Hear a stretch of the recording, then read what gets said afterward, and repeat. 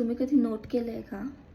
म्हणजे आपला कोणता फ्रेंड असेल किंवा आपण ज्याच्याशी खूप क्लोज असतो, तो व्यक्ती कधी त्यांच्या गोष्टी ठेवतो आपल्याकडे, म्हणजे आपल्याला त्याच्या मनातलं शेअर वगैरे करतो.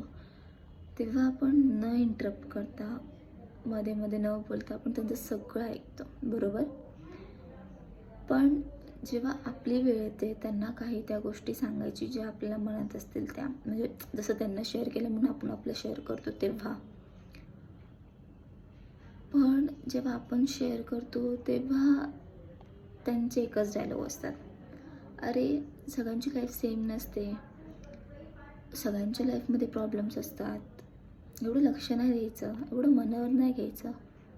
तेव्हा कळतं की आपण फ्रेंडशिप कोणावर करतोय किंवा आपण कोणाशी काय बोलायला हवं, कोणाकडे व्यक्त व्हायला हवं.